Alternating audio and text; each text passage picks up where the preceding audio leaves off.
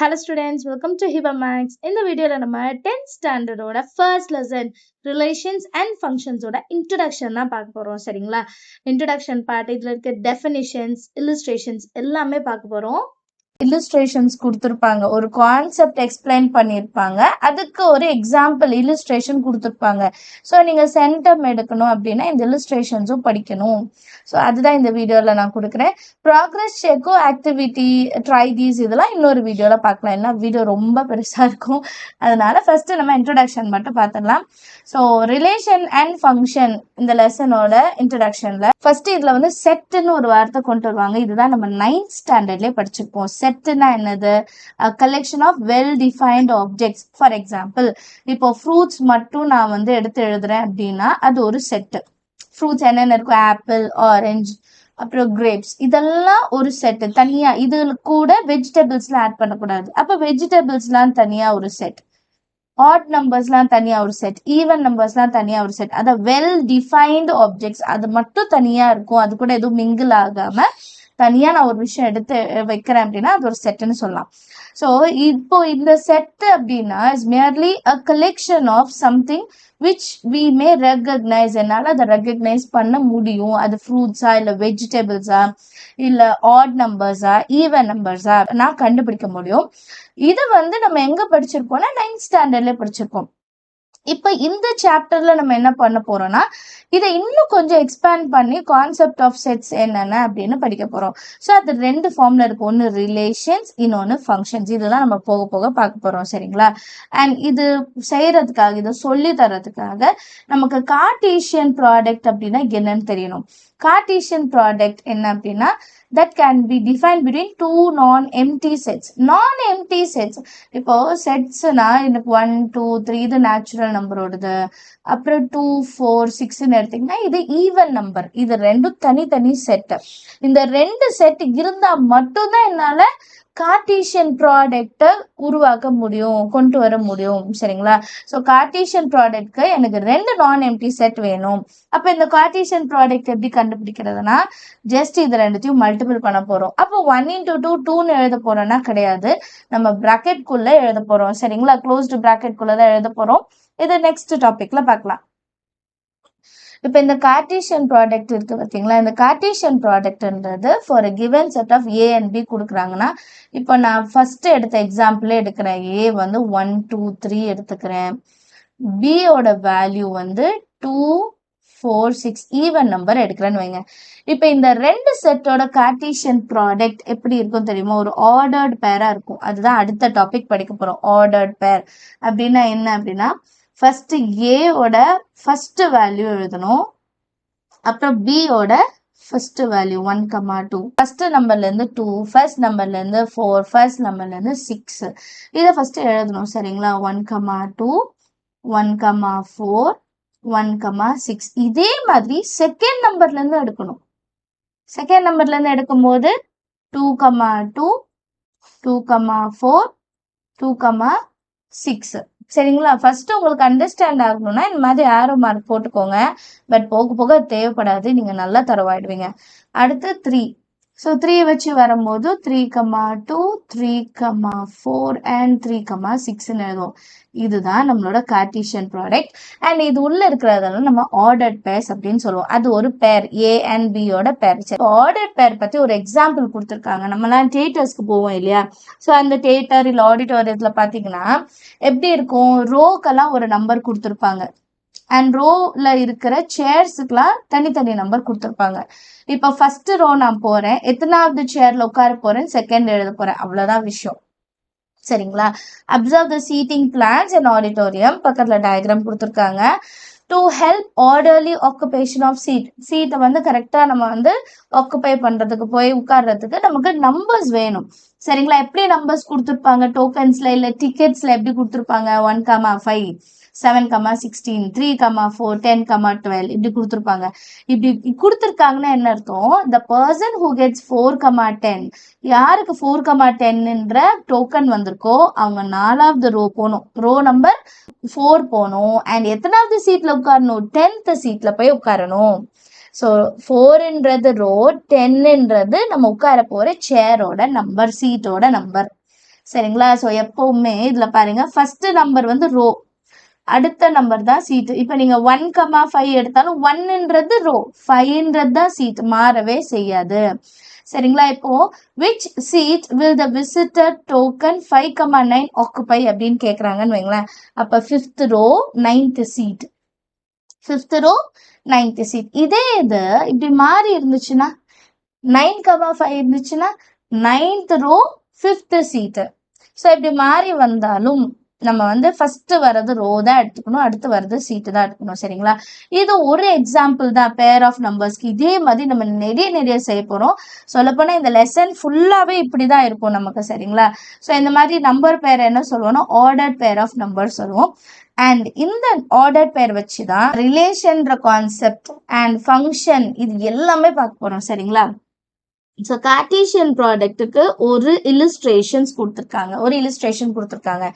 இல்லுஸ்ட்ரேஷன்னா ஒன்றும் இல்லை, ஒரு எக்ஸாம்பிள். சரிங்களா? நமக்கு எக்ஸாம்பிள் சம்ஸ் மாதிரி கொடுக்குறாங்கல்ல, அதே தான் இல்லுஸ்ட்ரேஷன்னாலும் இதையும் நீங்க படிக்கணும். எக்ஸாம்க்கு படிச்சீங்கன்னா சென்டம் ஸ்கோர் பண்றதுக்கு ரொம்பவே ஈஸியா இருக்கும்.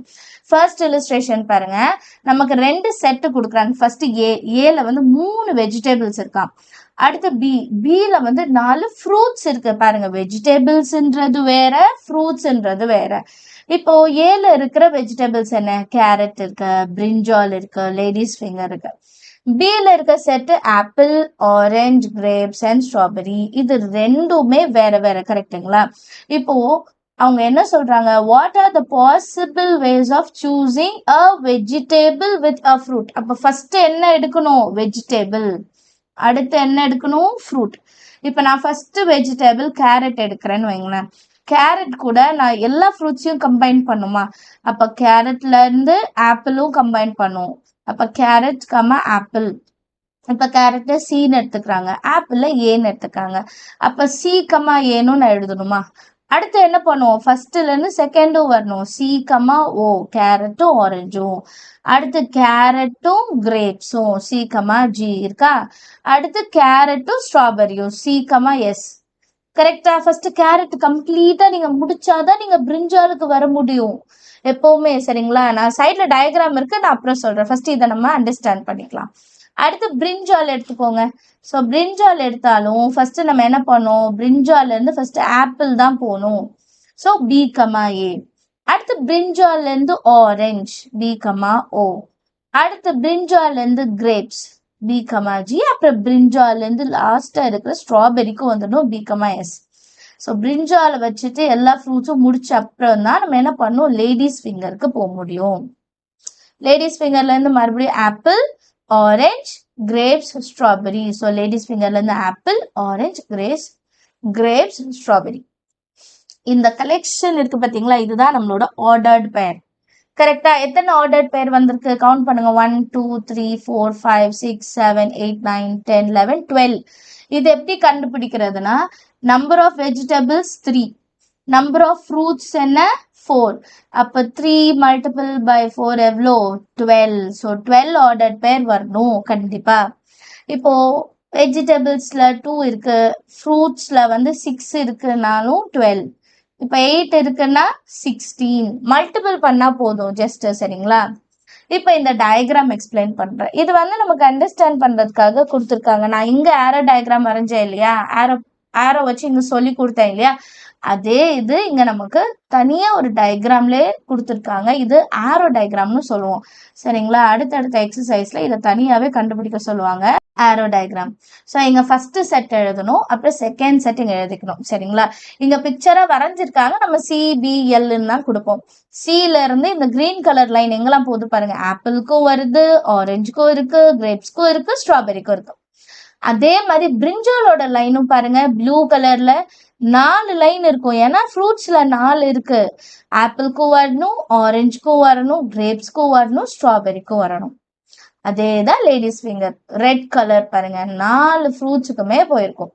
சரிங்களா? ஸோ நமக்கு 2 செட்டு கொடுக்குறாங்கன்னா அந்த 2 செட்ல இருக்கிற எல்லா எலிமெண்ட்ஸும் இன்னொரு செட்டுக்கு மேட்ச் ஆயிருக்கணும்.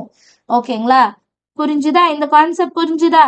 அதுல என்ன சொல்லியிருக்காங்க பாருங்க, this collection represents the Cartesian product of set of vegetables and set of fruits.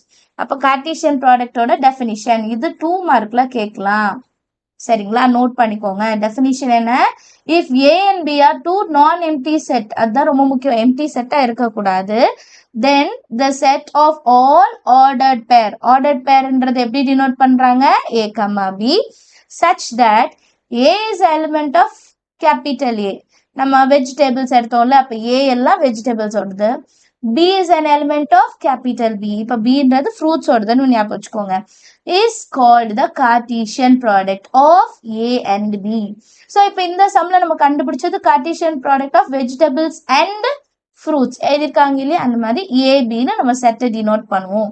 And இது எப்படி நம்ம டினோட் பண்றது? And it is denoted by A cross B. A into பின்னு சொல்லக்கூடாது, A cross B.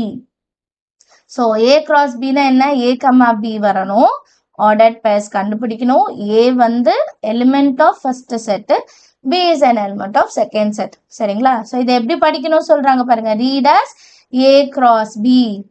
Also note that A cross இது என்ன symbol? 9th படிச்சிருப்போம், null set. சரிங்களா? A cross null set is equal to null set. ஏன் null set ஓட multiple பண்ணும்போது null set வருதுன்னா, சிம்பிளா யோசிச்சு பாருங்க. 5 into 0 என்ன வரும்? 0 தானே வரும். ஒரு ப்ராடக்டை, ஒரு வேல்யூவை நம்ம 0 கூட மல்டிபிள் பண்ணா எனக்கு 0 தான் கிடைக்கும். அதே மாதிரிதான் ஒரு நான் எம்டி செட்டை எம்டி செட்டோட மல்டிபிள் பண்ணும்போது எனக்கு எம்டி செட்டு தான் கிடைக்கும். சரியா? புரியுதா? கான்செப்ட் புரியுதா? இதெல்லாம் சைட்ல நீங்க எழுதி வைக்கணும்னா எழுதி வச்சுக்கோங்க புக்ல. சரியா? அடுத்து நோட். நோட்ல என்னென்ன கொடுத்துருக்காங்க பாருங்க. இந்த கொஸ்டின்ஸ்ல இருந்து 1 மார்க், கிரியேட் 1 மார்க் இருக்கு பாத்தீங்களா? அது நோட்ஸ்ல இருந்து கேட்பாங்க. ஸோ அதனால இதையும் பார்த்துக்கலாம். ஃபர்ஸ்ட் பாயிண்ட் என்ன?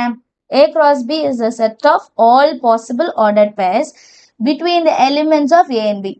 இப்போ A cross B நான் கண்டுபிடிக்கிறேன்னு சொல்றாங்க. சரிங்களா? such that the first coordinate is the element of A.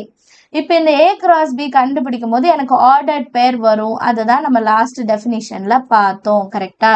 இந்த ஆர்டர்ட் பேர்ல ஃபர்ஸ்ட் கோஆர்டினேட் இருக்கு பார்த்தீங்களா? அது எப்பவுமே A ஓடது தான் வரும் அப்படின்னு சொல்றாங்க. And the second coordinate is an element of B. அப்ப second coordinate B தான் செகண்டா வரும். இது வந்து மாறக்கூடாது. A cross B னா ஃபர்ஸ்ட் வர்றது A ஓடது. சரிங்களா? செகண்ட் வர்றது B ஓடது. இப்போ அடுத்த பாயிண்ட் பாருங்களேன். அப்படியே ரிவர்ஸ்ல இருக்கும்.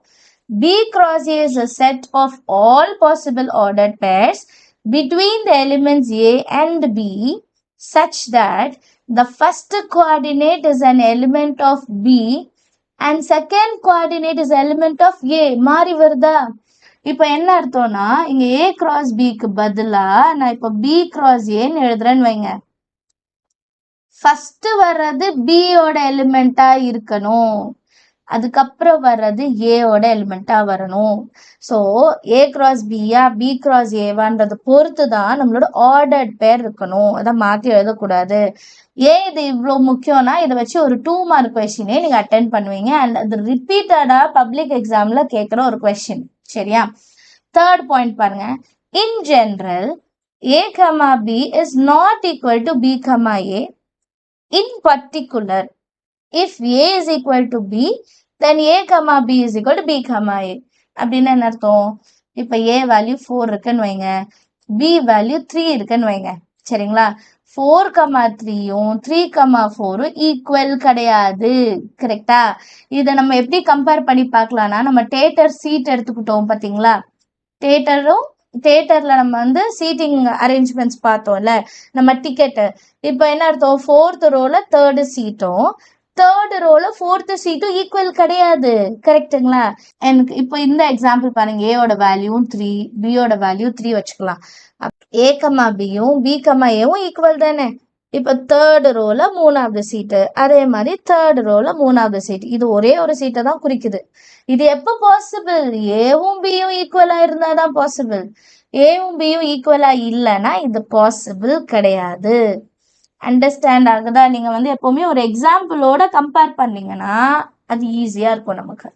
4th பாயிண்ட் என்ன? The Cartesian product is also referred as cross product. அப்போ கார்டீசியன் ப்ராடக்ட் கண்டுபிடிங்கன்னு கேட்டாலும் கிராஸ் ப்ராடக்ட் கண்டுபிடிங்கன்னு கேட்டாலும் ரெண்டுமே ஒண்ணுதான். கிளியரா? ரெண்டுமே ஒண்ணுதான். அடுத்தது செகண்ட் இல்லஸ்ட்ரேஷன். இதை வச்சு ஒரு எக்ஸாம்பிள் கேட்டிருக்காங்க. let A is equal to 1, 2, 3, B is equal to A, comma B. Write A cross B and B cross A ரெண்டு வேற வேற. இப்போ A cross B னா first A தான் எழுதிக்கணும், அப்புறம் தான் B எழுதிக்கணும். சரிங்களா? அப்புறம் first என்ன பண்ணும், 1ல இருந்து A and B கமா போட்டு எழுதணும். 1, A, 1, B. அப்புறம் 2 எடுக்கணும். 2, A, 2, B. அதுக்கப்புறம் தான் 3 எடுக்கணும். 3, A, 3, B. அடுத்தது என்ன பண்ணும், B cross A. அப்ப ஃபர்ஸ்ட் B தான் எழுதுறாங்க பாருங்க, A எழுதக்கூடாது. அப்புறம் தான் A எழுதணும். B cross A. அப்ப Aல இருந்து 1, Aல இருந்து 2, Aல இருந்து 3. இங்க 3 வரும். ஏன்னா A ஓட செட்ல 3 வேல்யூஸ் இருக்கு. B செட்ல 2 வேல்யூஸ் தான் இருக்கு. ஸோ லாஸ்ட் இதுல 2 தான் வந்தது. கரெக்டா? அடுத்து B, 1, B, 2, B, 3. ரெண்டும் வேற வேற. நல்லா ஞாபகம் வச்சுக்கோங்க. A cross B னா ஃபர்ஸ்ட் A தான் எழுதணும், அப்புறம் தான் B எழுதணும். B cross A னா ஃபர்ஸ்ட் B எழுதிட்டு அப்புறம் தான் A எழுதணும். சரிங்களா? இப்போ இதை ஒரு கிராஃபிக்கலா ரெப்ரசன்ட் பண்ணாங்கன்னா எப்படி இருக்கும்னு சொல்லியிருக்காங்க. 1, A கிராஃப் பிளாட் பண்ண தெரியும்ல. 1, A னா 1 எப்பவுமே எக்ஸ் ஆக்சிஸ், A எப்பவுமே ஒய் ஆக்சிஸ். ஸோ 1 இருக்கிற இடத்துல A எங்க மீட் ஆகுது, அதான் ஃபர்ஸ்ட் பாயிண்ட். அதே மாதிரி 2, 3. அதே மாதிரி 1ல இருந்து B, 2ல இருந்து B, 3ல இருந்து B. இப்போ A cross B மாதிரி B cross A பிளாட் பண்ணியிருக்காங்க. கீழே A, B, இந்த பக்கம் 1, 2, 3. ஏல இருந்து 1, ஏல இருந்து 2, ஏல இருந்து 3. இப்போ இந்த டயக்ராம் பாருங்க, டோட்டலா டிஃப்ரெண்டா இருக்கு. கரெக்டுங்களா? ஏன்னா இது ரெண்டும் ஈக்குவல் கிடையாது. கிளியர்? அடுத்தது பாருங்க, thinking corner. when will A cross B be equal to B cross A? எப்போ A cross Bயும் B cross Aவும் ஈக்குவலா இருக்கும்னு கேட்குறாங்க. ஸோ இதுதான் நம்ம ஆல்ரெடி மேலே பார்த்தோம் கார்ட்டீசியன் ப்ராடக்ட் பண்ணும்போது. சரிங்களா? ஏவும் பியும் ஈக்குவலா இருந்தா மட்டும்தான் பாசிபிள். ஸோ இதுக்கு வந்து நீங்க ஆன்சர் கண்டுபிடிங்க. அடுத்த வீடியோல திங்கிங் கார்னரும் ப்ராக்ரஸ் செக்கும் ஆக்டிவிட்டீஸும் அடுத்த வீடியோல பார்க்கலாம். சரியா? இப்போ நோட் என்னென்ன கொடுத்துருக்காங்க. In general A cross B is not equal to B cross A, but n of A cross B is equal to n of B cross A. n of னா என்ன அர்த்தம், 9th ஸ்டாண்டர்ட்ல படிச்சிருப்போம். n னா என்ன அர்த்தம், நம்பர் ஆஃப், எவ்வளோ value உள்ள இருக்கு. இப்போ இந்த A cross B எக்ஸாம்பிள்ல பாருங்க, number of A cross B எவ்வளோ இருக்கு பாருங்க, கவுண்ட் பண்ணலாம். இதெல்லாம் erase பண்ணிடுறேன். எவ்வளோ இருக்கு, 1, 2, 3, 4, 5, 6. So n of A cross B ஓட வேல்யூ 6. அதே மாதிரி n of B cross A value 1, 2, 3, 4, 5, 6. அதே தான் n of B cross A ஓட வேல்யூ 6 தான் இருக்கு. அப்போ இதோட ஆர்டர்ட் பேர் நமக்கு கிடைச்சது ஈக்குவல் தான். கரெக்டுங்களா? ஆனா உள்ள இருக்கிறது ஈக்குவல் கிடையாது. 1, Aவும் A, 1ம் ஈக்குவல் இல்லை. ஆனா number of ordered pairs equal, அதுதான் இங்க சொல்றாங்க. சரியா? அடுத்து செகண்ட் பாயிண்ட் பாருங்க. A cross B வந்து நல் செட்டா இருக்குன்னா என்ன அர்த்தம், ஒன்னு A நல் செட்டா இருக்கணும், இல்ல B நல் செட்டா இருக்கணும். இதுதான் நம்ம லாஸ்ட் இதுல பார்த்தோம். A cross null set is equal to null set or empty set னு சொல்லலாம். கரெக்டா? இப்போ ஏதோ ஒரு வேல்யூ எம்டி செட்டா இருந்தாதான் ஃபைனல் ஆன்சர் எம்டி செட்டா இருக்கும். அது என்னன்னு தெரியலனா ஒன்று ஏவோட தான் இருக்கலாம், இல்லை பியோட தான் இருக்கலாம். சரியா? அடுத்த third point, if n of A is equal to P, ஏதோ ஒரு வேல்யூ, அது மாதிரி n of B வந்து Qவா இருக்குன்னு வைங்க. n of A cross B எப்படி இருக்கும், P into Qவோட வேல்யூ. இப்போ இதை வந்து ஃபர்ஸ்ட் இந்த சம் வச்சு நான் வந்து எக்ஸ்பிளைன் பண்றேன். ஓகேவா? இதுல n of A ஓட வேல்யூ என்ன பாருங்க, 1, 2, 3. n of A ஓட வேல்யூ 3. அடுத்து n of B ஓட வேல்யூ என்ன, A, B 2 தான். n of B ஓட வேல்யூ என்ன, 2. கரெக்டா? இப்போ அவங்க என்ன சொல்றாங்கன்னா, n of A value P இருந்து n of B வேல்யூ Qவா இருக்குன்னா n of A cross B value எப்படி இருக்கும், P into Q. அப்ப 3 into 2 which is equal to 6. நமக்கு தெரியும் n of A cross B value 6 தான். சரிங்களா? n of A ஓட வேல்யூ n of B ஓட வேல்யூ மல்டிபிள் பண்ணா என்னோட A cross B வேல்யூ என்ன பண்ணிடலாம், கண்டுபிடிச்சிடலாம். இந்த கான்செப்ட் நல்லா அண்டர்ஸ்டாண்ட் பண்ணிக்கோங்க. உங்க எக்ஸாம்பிள் 1.1ல இதுதான் கொஸ்டின், ஒரு 5 மார்க் கொஸ்டின். கிளியரா இருக்கா? இப்போ இதே மாதிரி இன்னொரு எக்ஸாம்பிள் எடுத்துக்கலாம். ஏன்னா நிறைய எக்ஸாம்பிள் நீங்க எடுக்கும் போது உங்களுக்கு வந்து ஈஸியா இருக்கும் அண்டர்ஸ்டாண்ட் பண்ண. n of A வேல்யூ 4 எடுத்துக்கலாம். n of b value 2 எடுத்துக்கலாம்னு வைங்களேன். n of a cross b value எப்படி இருக்கும்? 4 2s are 8ன்னு இருக்கும். 4 into 2 8ன்னு கிடைக்கும். சரியா? அடுத்தது பார்க்கலாமா? Next recall of standard infinite sets. ஸ்டாண்டர்டான இன்ஃபைனைட் செட்ஸ். இது என்னன்னா நமக்கு ஆல்ரெடி தெரியும். நேச்சுரல் நம்பர்ஸ்னா என்ன? 1ல இருந்து ஸ்டார்ட் ஆகணும் அண்ட் இட் கோஸ் ஆன், எண்டே கிடையாது. அண்ட் ஹோல் நம்பர்ஸ்னா என்ன? 0ல இருந்து ஸ்டார்ட் ஆகணும், wன்னு டினோட் பண்ணும். இன்டிஜர்ஸ்னா z, மைனஸ் வேல்யூ வரும், பாசிட்டிவ் வேல்யூ வரும். ரேஷனல் நம்பர்ஸ்னா என்னது? p by q, நியூமரேட்டரும் வரணும், டினாமினேட்டரும் வரணும். அண்ட் q வந்து 0வா இருக்கக்கூடாது. p and q வந்து இன்டிஜர்ஸா இருக்கணும். அப்புறம் ரியல் நம்பர்ஸ், ஆறுன்றது ரியல் நம்பர்னா என்னது? நம்ம ரேஷனல் நம்பரும் ரேஷனல் நம்பர் இல்லாம இருக்கிறதோட யூனியன், எல்லாமே வரலான்னு அர்த்தம். இரேஷனல் நம்பரும் ரேஷனல் நம்பரும் சேர்ந்ததுதான் ரியல் நம்பர்ஸ். கிளியரா? இப்ப நடுவில் எங்கேயாவது கியூ அப்படின்னு வந்தா அது ரேஷனல் நம்பர் அப்படின்னு தெரியணும், அதுக்காக தான் இது கொடுத்துருக்காங்க. அடுத்து இல்லுஸ்ட்ரேஷன் 3 பாருங்க. For example, let a be the set of numbers in the interval 3,5. இப்போ ஏன்றது 3,5, அப்போ இங்க 3 இங்க 5 இருக்கு, இதுக்கு நடுவுல வர நம்பர்ஸ்ன்றாங்க. ஸோ இதுக்கு நேராக நம்ம ஒரு கோடு வரைஞ்சிக்கலாம். சாரி, ஸ்ட்ரெயிட்டா வரைய முடியல, அட்ஜஸ்ட் பண்ணிக்கோங்க. அடுத்து b the set of numbers in the interval 2,3. அப்போ bன்றது y axis. இதுல set of numbers என்ன இன்டர்வல்ல வருது? 2 and 3. அப்போ இது 2க்கு நேரா ஒரு லைன், 3லயும் ஒரு லைன் டிரா பண்ணிடலாம். Then the Cartesian product a cross b corresponds to the rectangular region. இந்த ரெண்டு லைன் intersect பண்ணி ஒரு rectangular region கொண்டு வருதா? இதுதான் a cross b ன்னு சொல்றாங்க. It consists of all the points x, y within the region. இதுக்குள்ள வர எல்லா பாயிண்ட்ஸும். சரிங்களா? எல்லா பாயிண்ட்ஸ் எப்படி எடுப்போம்? x, y. இப்போ 3, 2, அப்போ 3.1, 2.1 இந்த மாதிரி வர எல்லா வேல்யூஸுமே கார்ட்டீசியன் ப்ராடக்ட் அப்படின்னு சொல்றாங்க. கிளியரா? டயக்ராம் வச்சு அண்டர்ஸ்டாண்ட் பண்ண முடியுதா? ப்ராக்ரஸ் செக் நீங்க ட்ரை பண்ணுங்க, அடுத்த வீடியோல பார்க்கலாம். அடுத்து note, the set of all points in the Cartesian plane can be viewed as a set of all ordered pairs. இதான் ஃபர்ஸ்ட்ல இருந்தே நம்ம பார்க்குறோம், கரெக்டா? In fact, R cross R is set of all points which we call as a Cartesian plane. சரிங்களா? So Cartesian பிளேன்ல வந்து நமக்கு எல்லா ஆர்டர்ட் பேர்ஸும் இருக்கும், x, y. அண்ட் அது எதோட செட்ஸா இருக்கணும்னா R cross R ஓட பாயிண்ட்ஸ் இருக்கிறது. சரியா?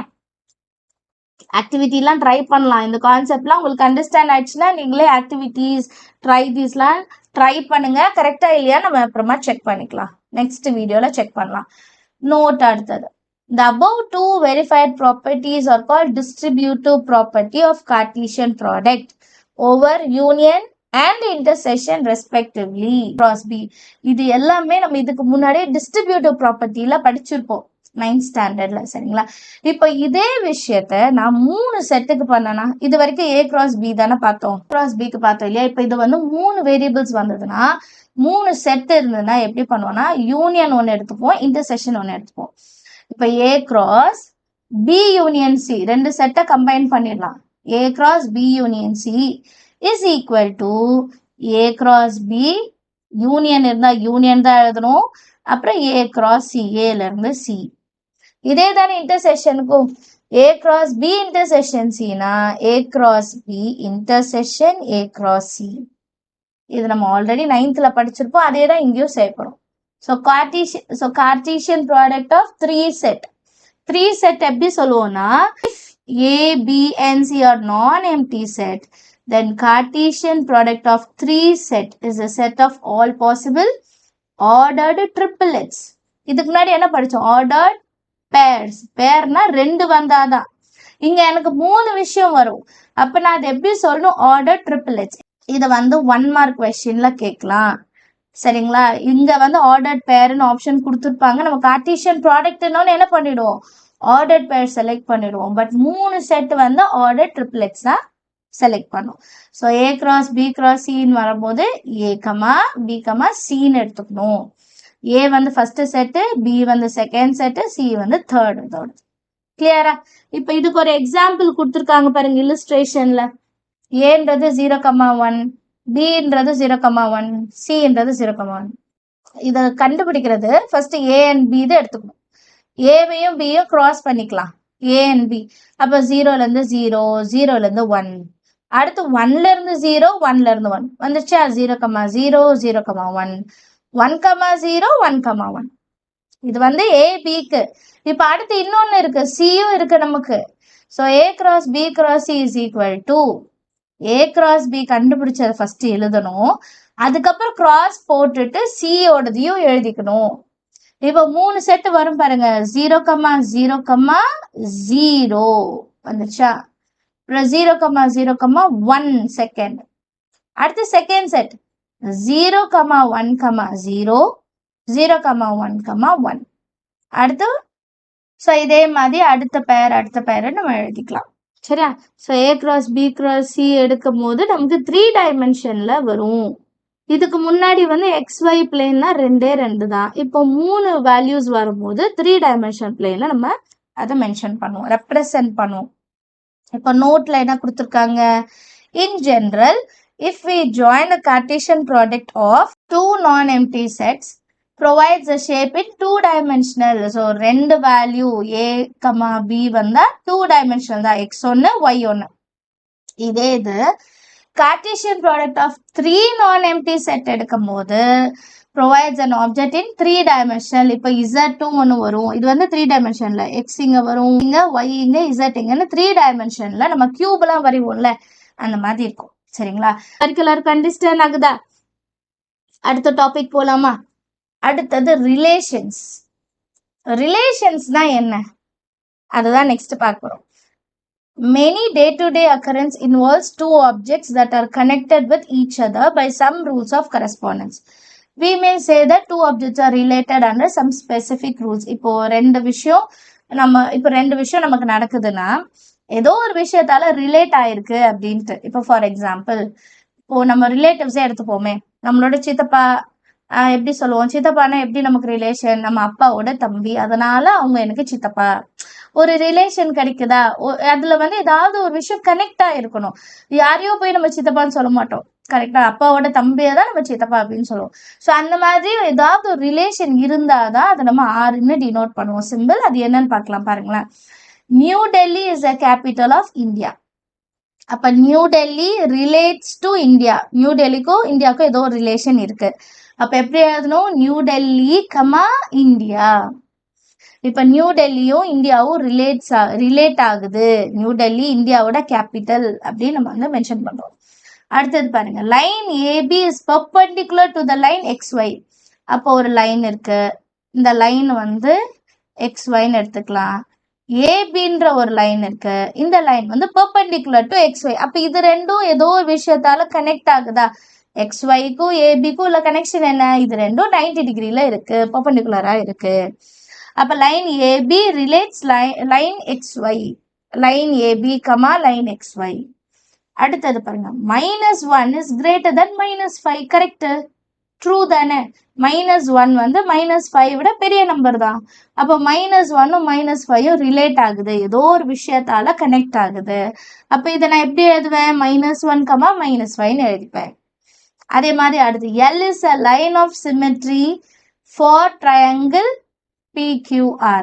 அப்ப L வந்து இந்த ட்ரையாங்கிளோட கனெக்ட் ஆயிருக்கு, ரிலேஷன்ல இருக்கு. So L, triangle PQR.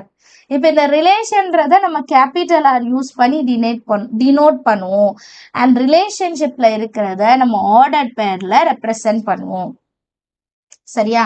So இதே மாதிரி நீங்க வந்து நிறைய விஷயங்கள் வந்து எக்ஸாம்பிளுக்கு எடுத்துக்கலாம். ரைட். அடுத்தது ப்ராக்ரஸ் செக் வந்து நெக்ஸ்ட் வீடியோ. நெக்ஸ்ட் இல்லுஸ்ட்ரேஷன் பாருங்க. illustration 4. Students in class S1, S2, S3, S4 up to 10 students கொடுத்துருக்காங்க. அவங்களோட ஹைட்டும் கொடுத்துருக்காங்க. S1 4.5, S2 5.2, S3 வந்து 5, இந்த மாதிரி நிறைய height. So let us define a relationship between height and corresponding students ன்னு வைங்களேன். ஹைட்டுக்கும் ஸ்டூடெண்ட்ஸ்க்கும் நம்ம இப்போ ரிலேஷன் வந்து கிரியேட் பண்றோம். சரிங்களா. அப்ப எப்படி எழுதுவோம், R is equal to height and student. ஏன்னா இங்க relation between height அப்புறம் தான் student. Height of corresponding student. first height அப்புறம் தான் student. இப்போ height ஓட value 4.5. எந்த student ஓடது? S1 first student. அதே மாதிரி 4.5ல இன்னொரு ஸ்டூடெண்ட் இருக்காங்க பாருங்க 4S4 அதை அடுத்து எழுதணும். அதுக்கப்புறம் 4.7 அப்படியே அசெண்டிங் ஆர்டர்ல எழுதுறாங்க. சரிங்களா? 4.7 யார் யாருக்கு இருக்கு பாருங்க, ஒரே ஒரு ஸ்டூடெண்ட் S9. அடுத்து 4.9, அடுத்து 5, அடுத்து 5.1, 5.2. இதை எப்படி ஒரு ஆரோ டயக்ராம்ல டினோட் பண்றது? ஹைட் வந்து 4.5, 4.7, 4.9, 5, 5.1, 5.2. இதுல நல்லா கவனிங்க, 2 வாட்டி 4.5 வந்தாலும் நீங்க ஒரு வாட்டி எழுதுனா போதும், ரிப்பீட் பண்ண கூடாது வேல்யூஸ். சரியா? வேல்யூஸ் எப்பவுமே என்ன பண்ணக்கூடாது? ரிப்பீட் பண்ணக்கூடாது. ஸ்டூடெண்ட்ஸும் எழுதிக்கலாம். இப்போ 4.5ல எத்தனை ஸ்டூடெண்ட் இருக்காங்க? S1, S4. 4.7ல S9 ஸ்டூடெண்ட் மட்டும்தான். 4.9ல S10 மட்டும்தான். 5 வந்து 3 பேர் இருக்காங்க. அப்போ 3 பேருக்குமே ஆரோ மார்க் போயிருக்கும் பாருங்க. S3 ஒன்று, S5 ஒன்று, இன்னொன்று S8. புரியுதுங்களா? 3 பேருக்கு 5 தான் ஹைட்டுனா நீங்க கம்ப்ளீட்டா அந்த 3 பேருக்குமே நம்ம ஆரோ டயக்ராம் வரைஞ்சிருக்கணும். அப்புறம் 5.1ல இருந்து ஒரே ஒரு ஸ்டூடெண்ட், 5.2ல இருந்து 2 ஸ்டூடெண்ட் S2 and S7. அப்ப 2 பேருக்குமே ஆரோ வந்து வரைஞ்சிருக்கணும். புரியுதா? நமக்கு ஒரு டேப்லோ காலம் கொடுத்துட்டா அதை எப்படி ஆர்டர் பேரா மாத்தி எழுதணும் அண்ட் எப்படி அதை ஆரோ டயக்ராம்ல எழுதணும் அப்படின்னு பார்த்துட்டோம். இதே தான் இப்போ டெஃபினிஷன், ரிலேஷனோட டெஃபினிஷன் ஒரு வாட்டி 2 மார்க்ல கேட்டாங்க. ஸோ கவனமா நோட் பண்ணிக்கோங்க. Let A and B be any two non-empty set. A relation R from A to B is the subset of A cross B. ரொம்ப முக்கியம். Satisfying some specified conditions. சரிங்களா? இதுல என்ன சொல்றாங்கன்னா, ஒரு ரிலேஷன் இருக்கு, A relates Bன்னு வருதுன்னா இது கண்டிப்பா எதோட சப்செட்டா இருக்கும்? A cross B யோட சப்செட்ல தான் இருக்கும். A cross Bல தான் ரிலேஷன் பாசிபிள் ஆகும், ஏதோ ஒரு கண்டிஷன் வச்சு. சரிங்களா? அது அடுத்தடுத்த சம்ஸ் பார்க்கும் போது உங்களுக்கு அண்டர்ஸ்டாண்ட் ஆகும். If X is an element of A and Y is an element of B through R, ஏதோ ஒரு ரிலேஷன், தென் நம்ம இதை எப்படி எழுதலாம்? X relates Y. X relates Y if and only if X, Y is an element of R ரிலேஷன்ல இருந்தா மட்டும்தான். So இப்போ இதை உங்களுக்கு எக்ஸ்பிளைன் பண்றதுக்கு ஒரு எக்ஸாம்பிள். சரிங்களா? இப்போ ஏவோட வேல்யூ வந்து 1, 2, 3 வச்சுக்கலாம். பியோட வேல்யூ 4, 5ன்னு எடுத்துக்கலாம். இப்போ A cross B எப்படி கண்டுபிடிப்போம்? ஃபர்ஸ்ட் 1ல இருந்து 4, 1, 4, அப்புறம் 1, 5, அடுத்து 2, 4, 2, 5, அடுத்து 3, 4, 3, 5. இப்போ இது A cross B. இப்போ இங்க நான் ஒரு ரிலேஷனை சொல்றேன். என்ன ரிலேஷன்னா, எனக்கு ஃபர்ஸ்ட் வந்து ஈவன் நம்பர் வரணும். Even number on first coordinate. First கோஆர்டினேட்னா என்ன? கமாக்கு முன்னாடி வர்றது ஈவன் நம்பரா இருக்கணும். அப்ப இங்க கமாக்கு முன்னாடி வர்றது ஈவன் நம்பர் என்னது? 2, 4ம் 2, 5ம் மட்டும்தான். சரிங்களா? அப்ப இதுதான் நம்ம ரிலேஷனோட வேல்யூ. X, Y என்னது? 2, 4, 2, 5. அண்ட் இது எதோட சப்செட்? எதுக்குள்ள இருக்கு? இது A cross B குள்ளதான் இருக்கு. சரிங்களா? ஈஸியானதா, நீங்க அண்டர்ஸ்டாண்ட் பண்ணிக்கோங்க. இப்போ நெக்ஸ்ட் வந்து என்னென்னு சொல்றாங்க. The domain of the relation R. டொமைன்னா question, எப்பவுமே ஞாபகம் வச்சுக்கோங்க. question and ordered பேர்ல கமாக்கு முன்னாடி வர்றதா எப்பவுமே டொமைன். கிளியரா? X is an element of A where X relates Y for some Y is an element of B. இதுதான் டொமைன். டொமைன்னா X மட்டும்தான். X, Yன்னு எழுதும் போது டொமைன்ன்றது X மட்டும்தான். அடுத்து கோடொமைன். கோடொமைன்னா என்னது? Codomain of relation is B. Y வர்றது எல்லாமே, Yல வர எல்லாமே B தான். சரிங்களா? அப்ப ரேஞ்சுனா என்னது? நமக்கு இருக்கிறதே 2 தான், ஒன்னு X இன்னொன்னு Y. X டொமைன் சொல்லிட்டோம், ஒய்னா கோடமைன்னு சொல்லிட்டோம். அப்ப ரேஞ்ச்னா என்னது? ரேஞ்ச் அப்படின்னா ஆன்சர்னு ஞாபகம் வச்சுக்கோங்க. நம்ம ரிலேஷன்ல வர ஆன்சர் எல்லாமே ரேஞ்சு. பில இருக்கிறது எல்லாமே கோடமைன். அதுல வர ஆன்சர், நான் என்னோட கொஸ்டினுக்கு ஆன்சரா வர்றது மட்டும்தான் ரேஞ்சு. சரிங்களா? So from this definition we note that domain of R is subset of A. Codomain வந்து Bக்கு ஈக்குவலா இருக்கும், ஏன்னா ரெண்டுமே ஒண்ணுதான். ரேஞ்சுன்றது சப்செட் ஆஃப் B. சரியா? இதை எக்ஸ்பிளைன் பண்றதுக்கு ஒரு இல்லுஸ்ட்ரேஷன் கொடுத்துருக்காங்க. இல்லுஸ்ட்ரேஷன் 5. ஏவோட வேல்யூ 1 2 3 4 5. பியோட வேல்யூ மதி, அருள், ஜான். சரிங்களா? இப்போ ஒரு ரிலேஷன்ஷிப் கொடுத்துருக்காங்க. அந்த ரிலேஷன்ஷிப் வச்சுதான் இந்த ஆரோ டயக்ராமே வரைஞ்சிருக்காங்கன்னு வைங்க. ஓகேங்களா? இப்போ இப்போ டொமைனோட வேல்யூ என்னன்னு கண்டுபிடிக்கணும், ரேஞ்சோட வேல்யூ என்னன்னு கண்டுபிடிக்கணும், கோடொமைன் வேல்யூ என்னன்னு கண்டுபிடிக்கணும். இப்போ டொமைன்னா என்ன சொன்ன, கமாக்கு முன்னாடி வர்றது. ஸோ ஏல 1 2 3 4 5 இருக்கு. 5ல இருந்து கொஸ்டினே போல. அப்ப இதை கன்சிடர் பண்ண கூடாது, ரிலேஷன்ல அது கிடையாது. ஸோ 1 2 3 4 தான் நம்மளோட டொமைன். அடுத்தது ரேஞ்ச். ரேஞ்ச்னா என்ன சொன்னேன், பில இருக்கிறது அண்ட் ஆன்சராகவும் இருக்கணும். அப்ப ஆன்சர் எப்படி கண்டுபிடிக்கிறதுனா, இந்த ஆரோ மார்க் வந்து கரெக்டா டச் ஆயிருக்கணும், எண்ட் ஆயிருக்கணும். இந்த மாதிரி தொட்டாதான் அது ஆன்சர், இல்லைன்னா அது ஆன்சர் கிடையாது. அப்ப இங்க எல்லாமே தொட்டிருக்கா, எல்லாத்துக்குமே ஆன்சர் தான், எல்லாமே ஆன்சர் தான். அப்போ ஸோ ரேஞ்சுன்றது மதி, அருள் அண்ட் ஜான். அப்ப கோடமைன்னா இங்க எல்லாமே ஆன்சர்ல வந்துருச்சு. அப்ப கோடமைனும் ரேஞ்சும் ஈக்குவல் தான். ஒருவேளை இப்ப நான் இங்க இன்னொரு வேல்யூ எழுதிக்கிறேன், ராம் அப்படின்னு எழுதிக்கிறேன்னு வைங்க. ராமுக்கு ஆன்சரே வரல. அப்ப கோடொமைனோட வேல்யூ என்ன இருக்கும்? கெஸ் பண்ணுங்க, கமெண்ட்ல எழுதுங்க. கோடொமைனோட வேல்யூ என்ன இருக்கும் தெரியுமா? மதி வரும், அருள் வரும், ஜான் வரும், ராமும் எழுதணும். ஏன்னா கோடொமைன்னா பி செட்ல இருக்கிற எல்லாத்தையுமே எழுதிடணும். சரிங்களா? ரேஞ்சுன்றது ஆன்சரா வர்றது மட்டும்தான் ரேஞ்சு, ஃபுல்லா வர்றது கோடொமைன். இது வரைக்கும் கான்செப்ட் அண்டர்ஸ்டாண்ட் ஆயிருக்கும்னு நினைக்கிறேன். அடுத்த 2 இல்லுஸ்ட்ரேஷன் இருக்கு, பார்க்கலாம். A is equal to 1 2 3 5 7 and B is equal to 4, 8. If R is a relation defined by is less than இருக்கணும் from A to B அப்படின்னு சொல்றாங்க. அப்படின்னா என்ன அர்த்தம்? ஃபர்ஸ்ட் வர வேல்யூ செகண்ட் வேல்யூ விட கம்மியா இருக்கணும் அப்படின்னு சொல்றாங்க. புரியுதுங்களா? இஸ் லெஸ் தென் என்ன அர்த்தம்? ஃபர்ஸ்ட் வர வேல்யூ செகண்ட் வேல்யூ விட கம்மியா இருக்கணும். Similarly it is observed that. So first இதோட ஆர்டர் பேர் நமக்கு தெரியணும்ல. இதுக்குள்ள எத்தனை ஆர்டர் பேர் வரும்? 1 2 3 4 4 2s are 8 வரும். கரெக்டா? ஸோ அதுதான் இங்க எழுதியிருப்பாங்க.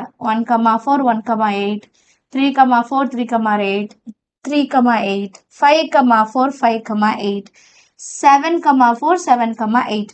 இப்போ இதுல நம்ம எதெல்லாம் லெஸ் தேனா இருக்கு, செகண்ட் நம்பரோட ஃபர்ஸ்ட் நம்பர் எதெல்லாம் லெஸ்ஸா இருக்கு பாருங்க. ஃபர்ஸ்ட் இது 1, 4 1, 8 3, 4 3, 8 5, 4 5 4 விட லெஸ்ஸர் கிடையாது. அப்போ இது எடுத்துக்க கூடாது. சரியா? அது மாதிரி 5, 8 எடுத்துக்கணும், ஏன்னா 5 8 விட கம்மியான நம்பர். 7, 4 எடுத்துக்க கூடாது. 7, 8 எடுத்துக்கலாம். 7 8 விட கம்மியான நம்பர். இப்ப நம்ம ரிலேஷன்ல என்னென்ன வரும்? நான் ரவுண்ட் பண்ணிருக்கிறது மட்டும் தானே வரும். 1, 4 1, 8 3, 4 3, 8 5, 8 and 7, 8. இதுதான் நம்மளோட ரிலேஷன். அண்ட் இந்த ரிலேஷன் எதோட சப்செட்டா இருக்கு? A cross B யோட சப்செட்டா இருக்கு. புரியுதுங்களா? இவ்வளவுதான் விஷயம். ரிலேஷன்னா என்னன்னு இதை வச்சு உங்களுக்கு எக்ஸசைஸ் அண்ட் எக்ஸாம்பிள்ஸ்ல 2 மார்க் சம்ஸ் வரும். கான்செப்ட் கிளியரா அண்டர்ஸ்டாண்ட் பண்ணிக்கோங்க. சரிங்களா?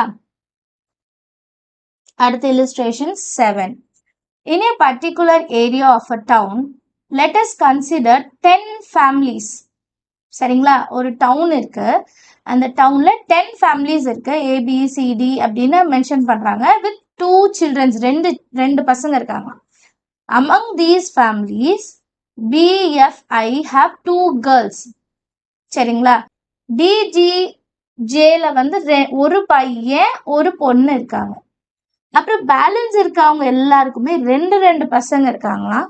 So let us define a relationship R by X R Y. ஒரு ரிலேஷன்ஷிப் நான் வந்து கொண்டு வர போறேன். என்னன்னா X denotes the number of boys, y denote the family.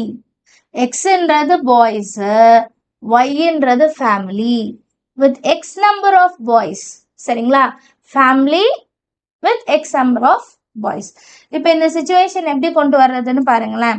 இப்போ இங்க வந்து பசங்களே இல்லை, நோ பாய்ஸ், 0. ஒரே ஒரு பையன் இருக்கா, 2 பையன் இருக்கா. இங்க எல்லா ஃபேமிலியும் எழுதிக்கலாம். ஓகே, இப்போ 2 பசங்க இருக்கிறது ரிமைனிங். இப்போ ஃபர்ஸ்ட் என்ன கொடுத்துருக்காங்க, BFI வந்து 2 கேர்ள்ஸ். 2 கேர்ள்ஸ்ன்னு அர்த்தம் பசங்களே கிடையாது. அப்போ BFI வந்து 0, பசங்களே கிடையாது. அடுத்தது என்ன கொடுத்துருக்காங்க, DGJ. டிங்க இருக்கு, ஜிங்க இருக்கு, ஜே. இது எல்லாத்துலயும் ஒரு கேர்ளு ஒரு பாய். அப்போ ஒரு பையன் இருக்கான். 1ல இருந்து ஆரோ மார்க் போகணும். அடுத்து பேலன்ஸ் யாரெல்லாம் இருக்காங்களோ எல்லாருக்கும் எத்தனை பசங்க, 2 பையனுங்க, 2 பாய்ஸ் இருக்காங்கன்னு அர்த்தம். புரியுதா எப்படி மார்க் பண்றாங்கன்ட்டு? பசங்களே இல்ல, பாய்ஸே இல்லைன்னா 0ல இருந்து மார்க் பண்ணும். ஒரு பாய் ஒரு கேர்ள்னா 1ல இருந்து மார்க் பண்ணும். ஓகேங்களா? 2 பாய்ஸ்னா 2ல இருந்து மார்க் பண்ணும். இப்போ இதை எப்படி எடுத்து எழுதுறது? 0ல இருந்து பிக்கு போகுதுன்னா 0, பி, அப்புறம் 0, எஃப், 0, ஐ. அடுத்து 1ல இருந்து யாருக்கெல்லாம் போகுது, டி, ஜி, ஜே. அப்புறம் 2ல இருந்து யாருக்கெல்லாம் போகுது பாருங்க, 2, ஏ, 2, சி, 2, இ, 2, ஹெச். ஸோ ஆரோ டயக்ராம் வச்சு ஈஸியாக நம்ம ஆர்டர் பேர் கண்டுபிடிச்சிடலாம். அண்ட் அதுதான் நம்மளோட ரிலேஷனும். நம்ம ரிலேஷன் கீழே கொடுத்துருக்காங்க பாருங்க, நான் இங்கே சைடில் எழுதுனது தான் அப்படியே எழுதியிருப்பாங்க. கரெக்டாக? இப்போ நமக்கு வந்து எப்படி ரிலேஷனை கண்டுபிடிக்கணும், எப்படி ஆரோ டயக்ராமில் எழுதணும்னு நமக்கு தெரிஞ்சிருச்சு. இப்போ அதோட நோட் கொடுத்துருக்காங்க.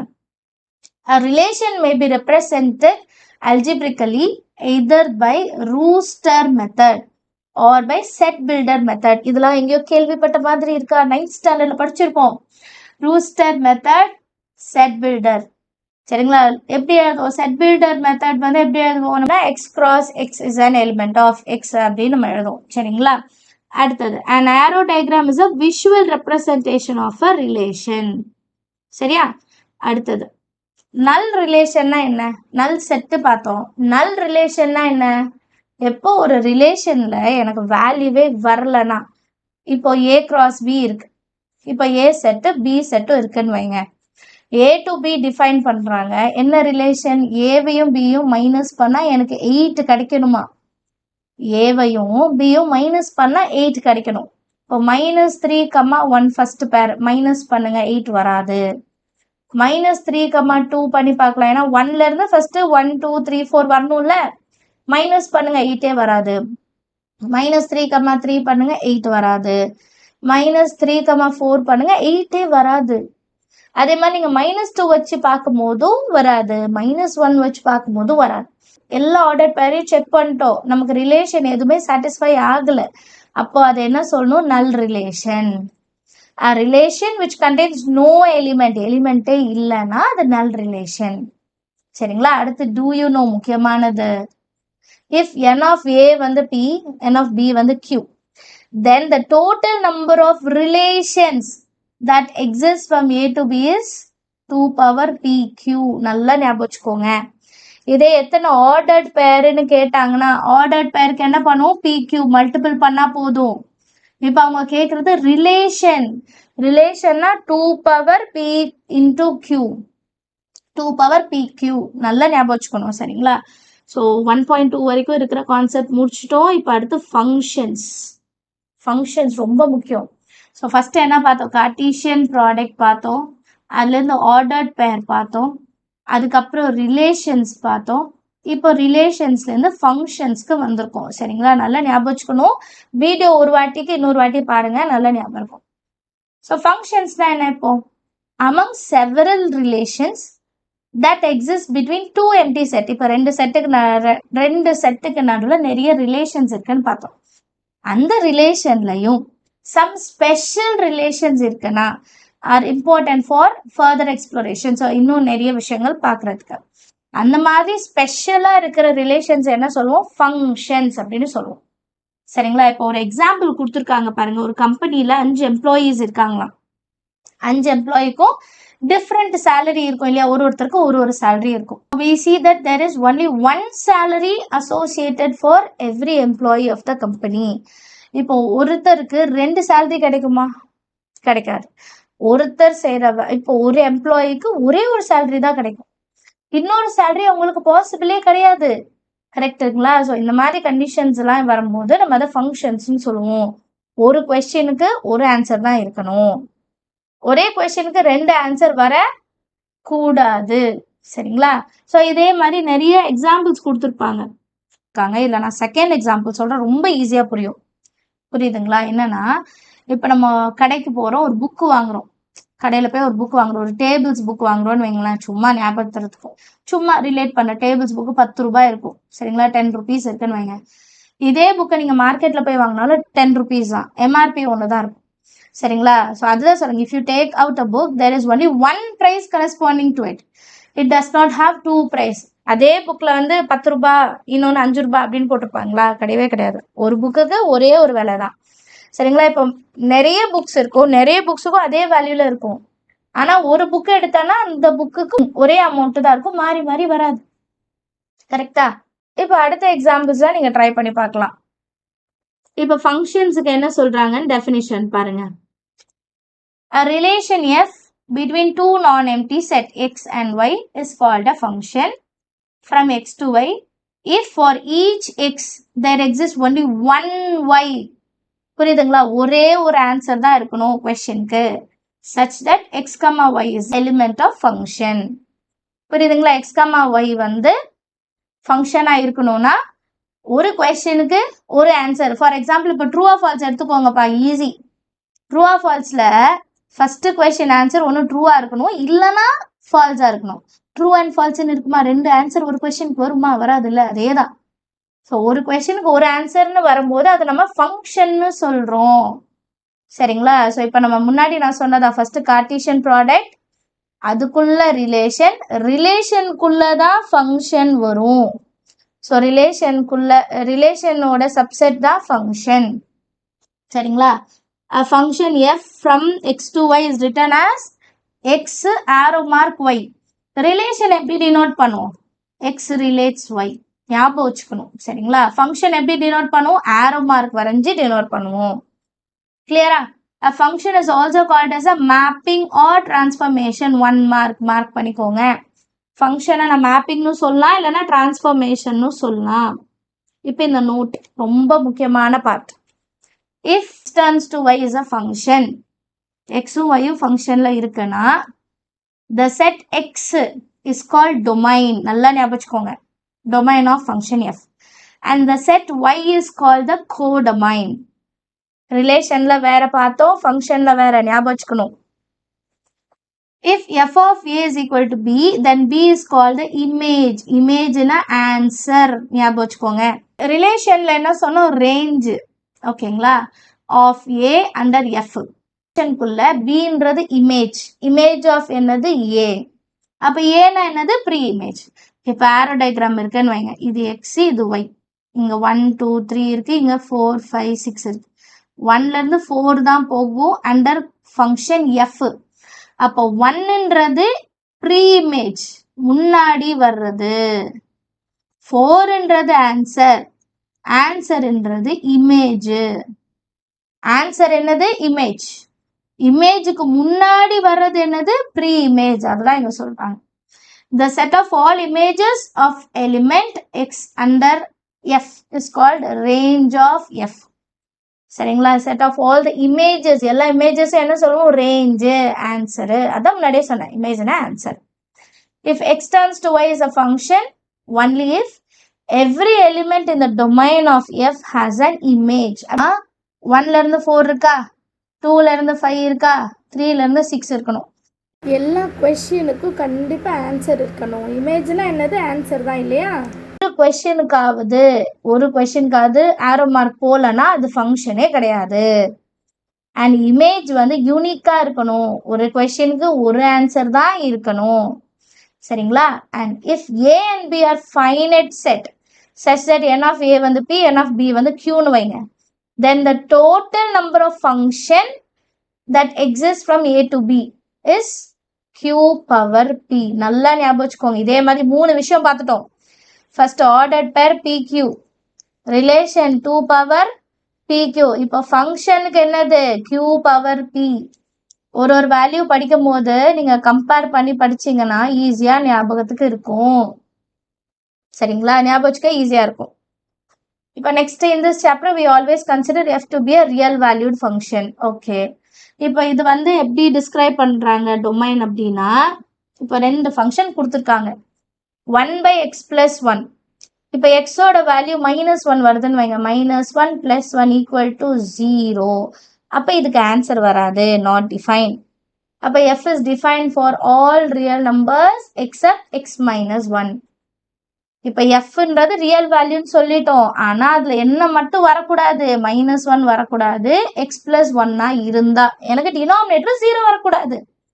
சரியா? இப்போ இந்த மாதிரி கொடுத்துருந்தாங்கன்னா x² - 5x + 6. அப்போ 6 2ஆ பிரிக்கணும். -5 வரணும்னா -2 -3 வரணும். அப்போ எக்ஸோட வேல்யூ எப்படி எழுதலாம்? x - 2, இன்னொன்று x - 3. இதுதானே 1/, இப்படி தானே எழுதுவோம். இப்போ எக்ஸ் இருக்கிற இடத்துல நான் 2 எழுதிட்டேன்னா என்ன ஆகிடும்? 2 - 2 0 ஆகிடும். அதே மாதிரி எக்ஸ் இருக்கிற இடத்துல 3 எழுதினாலும் 0 ஆகிடும். ஸோ அது நாட் டிஃபைன்டாக ஆகிடும். Hence F is define for all real numbers accept என்னது 2 and 3. 2 and 3 மட்டும் வரவே கூடாது. பேலன்ஸ் இருக்கிறது எல்லாமே வரலாம். சரியா? அடுத்து illustration test for function. Question கொடுத்துட்டு இது ஃபங்க்ஷனா இல்லையான்னு கேட்டா நம்ம கண்டுபிடிக்க தெரியணும்ல. அது ஆரோ டயக்ராம் வச்சு எப்படி கண்டுபிடிக்கிறது பாருங்க. This represents a function. ஏன்? எல்லா கொஸ்டினுக்கும் ஆன்சர் போகுது அண்ட் ஒரு கொஸ்டினுக்கு ஒரு ஆன்சர் தான் வருது. இப்படி இருந்தா அது என்னன்னு சொல்லலாம்? ஃபங்க்ஷன்னு சொல்லலாம். அடுத்தது பாருங்க, ஒரு கொஸ்டின்ல இருந்து ஒரு கொஸ்டின் தான் போகுது. செகண்ட் கொஸ்டினுக்கும் தேர்ட் கொஸ்டினுக்கும் ஒரே ஆன்சர் தான் வருது. இப்போ ட்ரூ ஆர் ஃபால்ஸ்ல 2 கொஸ்டினுக்கும் ட்ரூ ஆர் ஃபால்ஸ்ல செகண்ட் கொஸ்டினுக்கும் தேர்ட் கொஸ்டினுக்கும் ட்ரூ தான் வருதுன்னா ஓகே. ஆன்சருக்கு மட்டும்தான் கொஸ்டின் இல்லை, ஆனால் எல்லா கொஸ்டினுக்கும் ஆன்சர் இருக்கு. அப்போ இது ஒரு function. Each input corresponds to a single output. எல்லா இன்புட்டுக்கும் ஒரு அவுட்புட் கண்டிப்பா இருக்கு, அதனால இது ஒரு ஃபங்க்ஷன். இப்போ அடுத்தது பாருங்க, ஃபர்ஸ்ட் ஏல இருந்து எக்ஸ் 1 தான், ஒரே ஒரு ஆன்சர் தான். ஆனா பில 2 ஆன்சர் வருது. ஒரு கொஸ்டினுக்கு 2 ஆன்சர் இருக்க கூடாது. அப்ப இது ஒரு ஃபங்க்ஷனே கிடையாது. This is not a function. One of the input B is associated with two outputs. 2 output ஒரு இன்புட்டுக்கு வரவே கூடாது. அப்ப இது ஒரு ஃபங்க்ஷனே கிடையாதுன்னு சொல்லிடலாம். ஸோ உங்களுக்கு கொஸ்டின் எப்படி வரும்? வந்து வேல்யூஸ் கொடுத்துட்டு இது ஃபங்க்ஷனா இல்லையான்னு கேட்பாங்க. நம்ம இப்படி ஆரோ டயக்ராம் வரைஞ்சே கண்டுபிடிச்சிடலாம். சரியா? நோட் பாருங்க, the range of a function is a subset of codomain. Already இது பார்த்துட்டோம். ரேஞ்ச் எப்பவுமே எப்படி இருக்கும்? கோடமைனோட சப்செட்டா தான் இருக்கும். கிளியரா? அடுத்தது பார்க்கலாமா? அடுத்து ரெப்ரசன்டேஷன் ஆஃப் ஃபங்க்ஷன். இப்போ ஃபங்க்ஷன் நான் கண்டுபிடிச்சிட்டேன்ப்பா, அதை எப்படிலாம் நான் ரெப்ரசன்ட் பண்றது இருக்கு இல்லையா? ஸோ ரெப்ரசன்டேஷன் ஆஃப் ஃபங்க்ஷன் என்னென்ன எப்படி பண்ணலாம்னா, ஆர்டர்ட் பேர்லையும் எழுதலாம், டேபிள் ஃபார்ம்லையும் எழுதலாம், ஆரோ டயக்ராம்லையும் சொல்லலாம், கிராஃபிக்கல் ஃபார்ம்லையும் சொல்லலாம். ஆர்டர்ட் பேர்னா என்ன? எக்ஸ் கமா ஒய்ன்னு எழுதுறது. டேபிளர் ஃபார்ம்னா நம்ம டேபிளர் காலம் எழுதுவோம். இங்கே ஃபர்ஸ்ட் வந்து எக்ஸ் வரணும், அடுத்ததுல ஒய் வரணும். ஸோ கொஸ்டினுக்கு என்ன ஆன்சர், கொஸ்டினுக்கு என்ன ஆன்சர்னு எழுதுவோம். ஆரோ டயக்ராம் இப்போ உங்க எல்லாருக்குமே தெரியும். கொஸ்டின் இங்க, ஆன்சர் இங்க, அவுட்புட். ஆரோ கண்டிப்பா வரைஞ்சிருக்கணும், ஆரோ வரையணும். அடுத்தது என்னது? கிராஃப். கிராஃப் நம்ம நார்மலா பிளாட் பண்றதா. கிராஃப் இங்க எக்ஸ் ஆக்சிஸ், இங்க ஒய் ஆக்சிஸ், 1 2 3, இங்கேயும் 1 2 3 வரும். ஸோ நமக்கு என்ன பாயிண்ட் இருக்கோ பிளாட் பண்ணிட்டு கிராஃப் வந்து வரையும். சரிங்களா? இதுதான் விஷயம். அண்ட் இதுல இன்னொரு முக்கியமான இது இருக்கு பாருங்க, நோட்ல கொடுத்துருப்பாங்க. என்னன்னா, every function can be represented by a curve in graph. ஃபங்க்ஷனா இருந்தா கண்டிப்பா கிராஃப்ல என்னால கர்வ் வந்து வரைய முடியும். சரிங்களா? And but not every curve drawn in a graph will represent a function. புரியுதா? எல்லா கர்வும் ஃபங்க்ஷன் ஆயிட முடியாது. ஆனா எல்லா ஃபங்க்ஷனை வச்சு என்னால ஒரு கர்வ் வரைய முடியும். சரியா? இப்போ vertical line test. A curve drawn in a graph represents a function. If every vertical line intersects the curve at only one point. Diagram வரும். என்ன அப்படின்னா இப்போ ஒரு ஃபங்க்ஷன் இருக்குன்னு வைங்க. இப்போ இந்த ஃபங்க்ஷன்ல வந்து எனக்கு கர்வ் எப்படி வருதுன்னா கர்வ் இப்படி இருக்கு வைங்க. இது என்னோட கர்வ். இது ஒரு ஃபங்க்ஷன். இப்போ இதில் நான் வெர்டிக்கலாக ஒரு லைனை வரைகிறேன். இப்போ இந்த லைன் கர்வ்ல எங்கே தொடுது? ஒரு வாட்டி தான் தொடுது. ஸோ ஒரு வாட்டி தொட்டுச்சுன்னா அது ஃபங்க்ஷன். ஒரே ஒரு வாட்டி தொட்டுச்சுன்னா ஃபங்க்ஷன். ஏன்னா இதில் வந்து கர்வ் இப்படி இருக்கு. இப்போ நான் ஒரு வெர்டிக்கல் லைன் வரைகிறேன். இங்கே ஒரு பாயிண்ட் வருது, இங்கே ஒரு பாயிண்ட் வருது. 2 பாயிண்ட் வந்துச்சுன்னா அது ஃபங்க்ஷன் கிடையாது. புரிஞ்சுதா? இது புக்கில் டயக்ராம் இருக்கும். சரிங்களா? அதில் பாருங்க, பார்த்தா அண்டர்ஸ்டாண்ட் ஆகும். நம்ம கர்வ்ல ஒரு வாட்டி வெர்டிக்கல் லைன் டச் ஆச்சுன்னா அது ஃபங்க்ஷன். 2 வாட்டி டச் ஆச்சுன்னா ஃபங்க்ஷன் இல்லை. So any equation represented in a graph is usually called a curve. 1 mark question. அடுத்து முக்கியமான டாபிக் வந்துட்டோம். Types of functions. Types of function 4 type இருக்கு. 1 to 1, many to 1, on to, into. ரொம்ப சிம்பிளா சொல்லணும்னா இந்த டயக்ராமை நீங்க பார்த்தாலே போதும். 1 to 1னா ஒரு கொஸ்டினுக்கு ஒரு ஆன்சர் தான் இருக்கணும். அதுதான் 1 to 1. கரெக்டா? 1 to 1 இங்க டெஃபினிஷன் கொடுத்துருப்பாங்க பாருங்க. A function A turns to B is called 1 to 1 function if distinct element of A have distinct image in B. அப்படின்னா என்ன அர்த்தம்? கரெக்டா ஒரு கொஸ்டினுக்கு ஒரே ஒரு ஆன்சர் தான் இருக்க முடியும் அப்படின்னு சொல்றாங்க. சரியா? 1 to 1 function is also called an injection. 1 mark question. 1 to 1 function எப்படி சொல்லலாம்? இன்ஜெக்ஷன் சொல்லலாம். கொடுத்துருக்கதை வச்சு நான் ஒரு ரிசல்ட் எடுப்போம். இதை வச்சு நம்ம 5 மார்க்லாம் சால்வ் பண்ணுவோம். என்னன்னா for all A1, A2 is an element of A. F of A1ம் F of A2ம் ஈக்குவலாக இருந்துச்சுன்னா A1ம் A2ம் ஈக்குவல்னு நான் சொல்லலாம். எப்போ A1 A2 ஈக்குவல் ஆகுதோ அதை நான் 1 to 1 ஃபங்க்ஷன்னு சொல்லலாம். சரிங்களா? புரியுதா? இது வந்து அப்படியே ரிவர்ஸ். A1ம் A2ம் element of A. F of A1ம் F of A2ம் ஈக்குவலாக வருது, ஆன்சர் ஈக்குவலாக வருதுன்னா A1ம் A2ம் ஈக்குவலாக தான் இருக்கும். இப்படி 2 விஷயம் ஈக்குவலாக இருந்தால் அதில் என்னன்னு சொல்லலாம்? 1 to 1 ஃபங்க்ஷன்னு சொல்லலாம். சரிங்களா? இப்போ இலிஸ்ட்ரேஷன் பாருங்க. நம்ம கொடுத்துருக்க ஆர்டர்ட் பேர் A, B கொடுத்துருக்காங்க. அதை டயக்ராமில் வரைஞ்சிடலாம். இப்போ ஏலேருந்து B அவங்களே ஆர்டர்ட் பேர் கொடுத்துட்டாங்க. 1, A. ஸோ 1லேருந்து A. 2, B 2லேருந்து B. 3, D 3லேருந்து D. 4, C 4லேருந்து C. எல்லா கொஸ்டினுக்கும் ஆன்சர் வந்திருக்கா? வந்திருக்கு. எல்லா கொஸ்டினுக்கும் ஒரே ஒரு ஆன்சர் வந்திருக்கா? வந்திருக்கு. அப்போ இது ஒரு ஃபங்க்ஷன். ஒரு கொஸ்டினுக்கு ஒரு ஆன்சர் வந்தனால இது என்னது? 1 to 1 ஃபங்க்ஷன். புரியுதுங்களா? அதுல இன்னொரு எக்ஸாம்பிள் பாருங்க. 1லேருந்து B, 2லேருந்தும் B.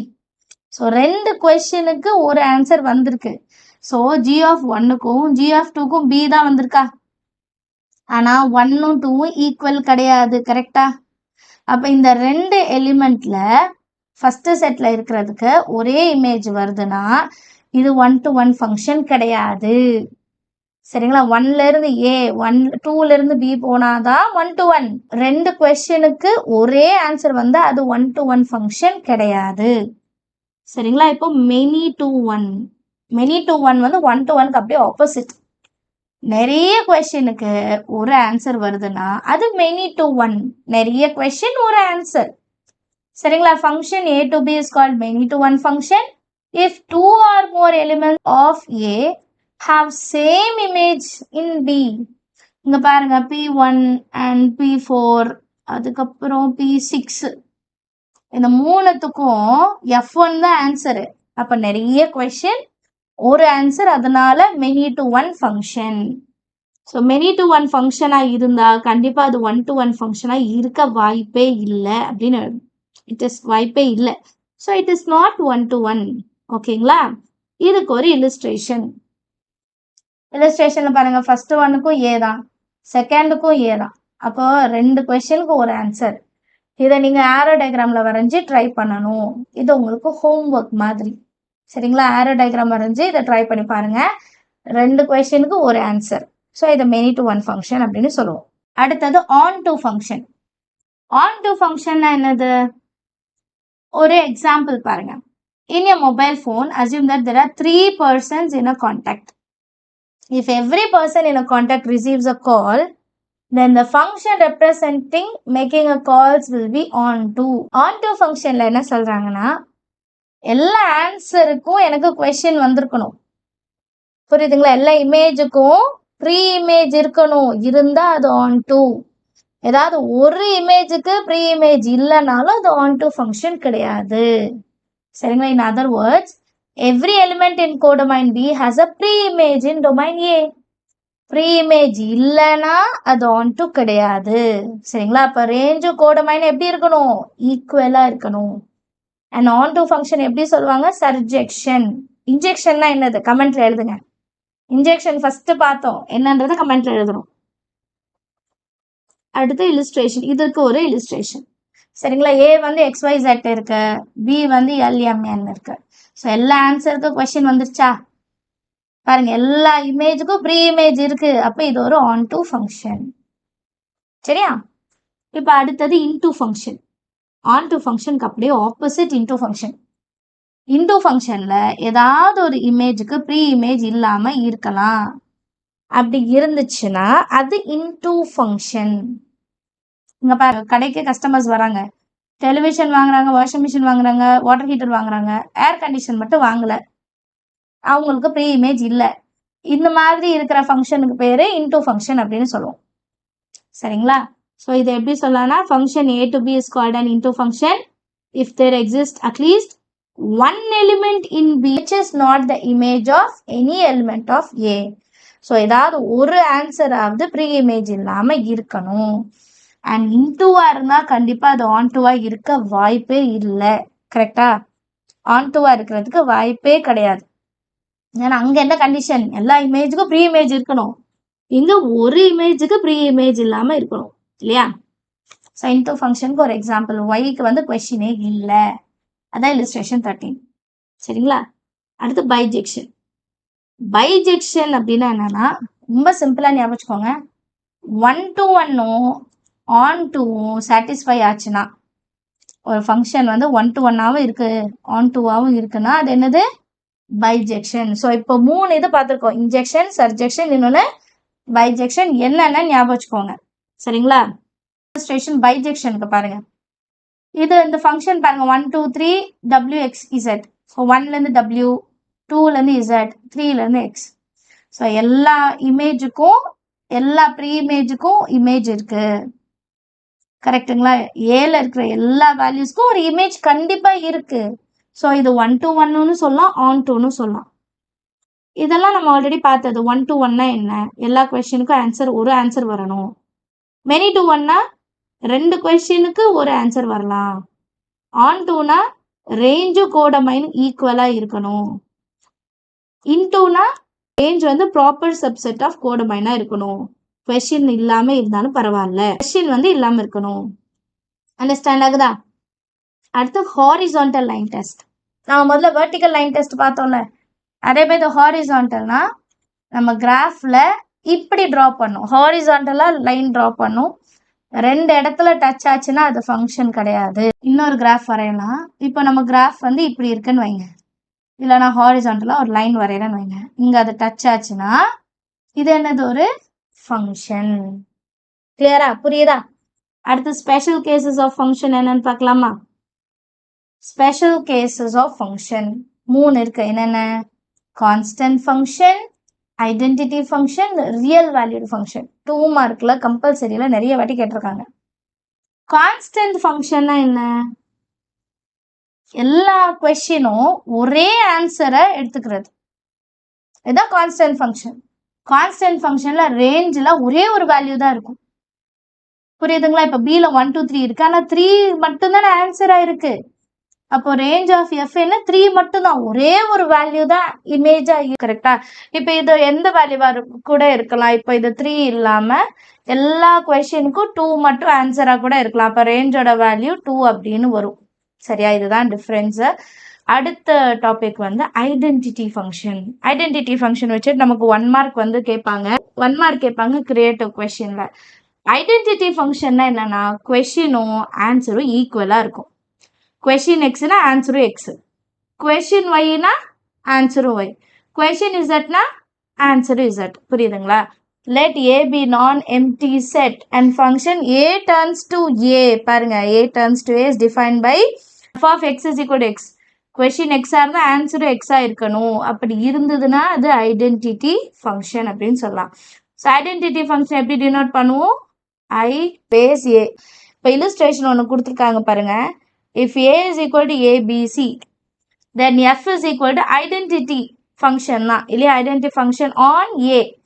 அப்போ எப்படி இருக்கும் answer? a, a, b, b, c, c. புரியுதா? ஏல இருந்து a and ஏல இருந்து b வரக்கூடாது. இப்போ இங்க a இருந்தா இங்கேயும் என்ன வரணும்? a தான் வரணும், b வரக்கூடாது, a தான் வரணும். சரிங்களா? அப்படி வந்தாதான் அது ஐடென்டிட்டி ஃபங்க்ஷன் அப்படின்னு சொல்லலாம். அடுத்தது real valued function. Real valued function என்ன? A function a to b is called real valued function if the range of f is a subset of the set of all real numbers. real numbers ஓட செட்டா இருக்கணும், இல்லைன்னா அது real valued ஃபங்க்ஷனா வராது. புரிஞ்சுதா? என்னென்ன first என்ன பார்த்தோம்? Constant function. அடுத்தது என்ன பார்த்தோம்? Identity function. அடுத்தது இப்போ என்ன பார்த்துருக்கோம்? Real valued function. அடுத்த topic composition of function. Composition of ஃபங்க்ஷனா என்ன? ஒரு ஃபங்க்ஷனுக்குள்ளேயே நம்ம இன்னொரு ஃபங்க்ஷனை கொண்டு வரும்போது அது காம்போசிஷன் ஆஃப் ஃபங்க்ஷன் சொல்லுவோம். ஃபார் எக்ஸாம்பிள், இங்க ஒரு விஷயம் சொல்லியிருக்காங்க. when a car driver depresses the accelerator pedal, it controls the flow of fuel, which in turn influences the speed of car. இங்கே நம்ம ஆக்சலரேட்டரை கொஞ்சம் ரிலீஸ் பண்ணும்போது அது ஃப்ளோ ஆஃப் ஃப்ளூவலை கண்ட்ரோல் பண்ணுது. அதனால் ஸ்பீட் ஆஃப் கார் என்ன ஆகுது? கம்மி ஆகுது. ஸோ இது ஒரு செயின் ரியாக்ஷன் மாதிரி நடக்கும்.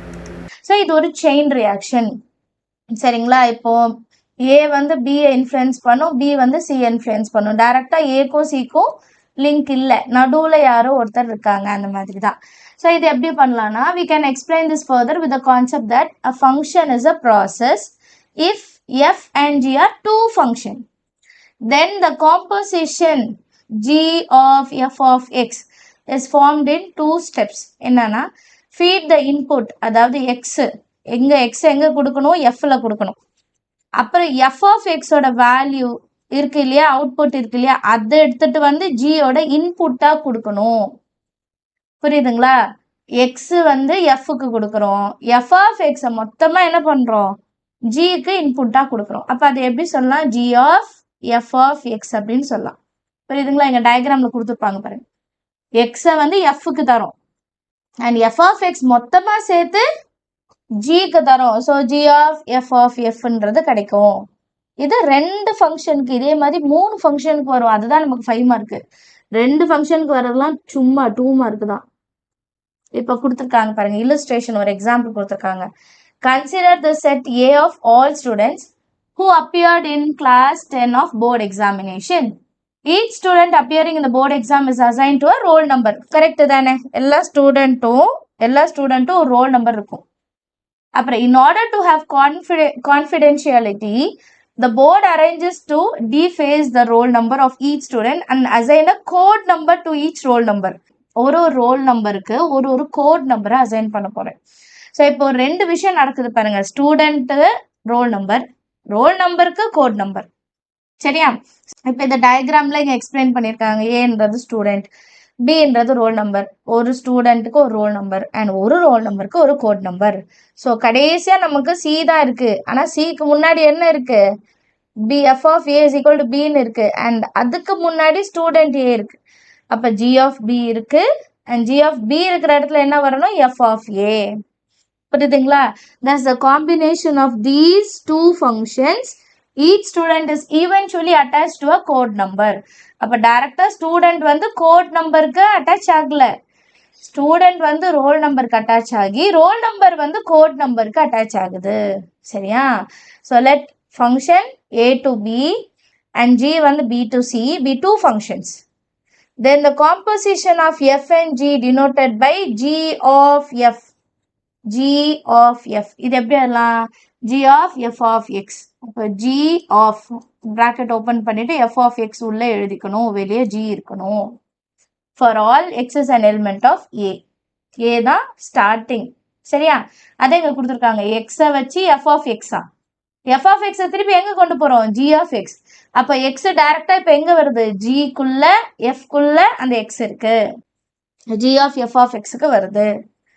அடுத்தது நோட்ல என்ன கொடுத்துருக்காங்க பாருங்க. Generally f of g is not equal to g of f for any two function f and g. So the composition of function is not commutative.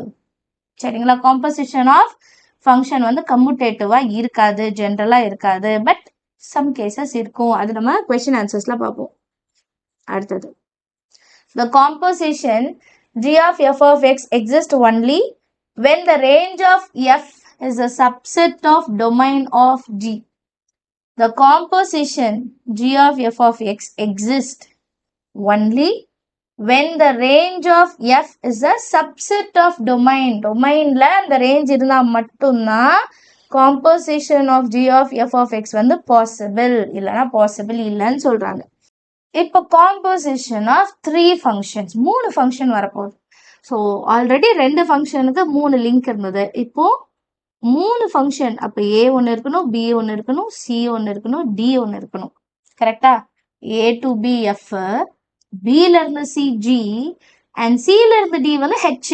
இது f ஃபங்க்ஷன், இது g ஓட ஃபங்க்ஷன், இது h ஓட function. கரெக்டா? இப்போ இதை எப்படி நம்ம எழுதுவோம் அப்படின்னா f of g of h is equal to, இப்போ f வெளியே இருக்கும், f of g of h. கிளியரா? இப்போ இதை எப்படி கண்டுபிடிக்கணும்? ஃபர்ஸ்ட் f of g கண்டுபிடிச்சிட்டு அதோட வேல்யூவை h ஓட இன்புட்டா கொடுக்கணும். இங்க என்ன பண்ணும்? g of h கண்டுபிடிக்கணும், f of x தான் இதோட இன்புட்டா கொடுக்கணும். g of h ஓட இன்புட்டை f க்கு கொடுக்க கூடாது, ரிவர்ஸ் வரக்கூடாது. we observe that composition of function is not commutative. so நமக்கு இது commutative கிடையாது. composition of 3 functions always associative. commutative இல்லைனா associative. that is f of g of h is equal to f of g of h. so இது வந்து exercise 1.5ல 8th question and 2-3 example இருக்கும். முக்கியமான 5 mark. இதை நீங்க ஸ்கிப் பண்ணிடவே கூடாது. இதுல இருந்து ஒரு 5 மார்க் கண்டிப்பா வரும். நீங்க வீடியோஸ் இருக்க பாருங்க, கண்டிப்பா யூஸ் ஆகும். சரிங்களா? அடுத்தது identifying the graph of linear, quadratic, cubic and reciprocal function. முக்கியமான டாபிக். சரிங்களா? இதுல வந்து நம்ம கொஸ்டின்ஸே கிடையாது, இதுல வந்து எக்ஸசைஸ் எக்ஸாம்பிள் கிடையாது. பட் சென்டம்க்கு இதுல இருந்து 1 மார்க் கேட்டாங்கன்னா நம்ம எழுத தெரியணும், அதனால கவனமா பாருங்க. சரிங்களா?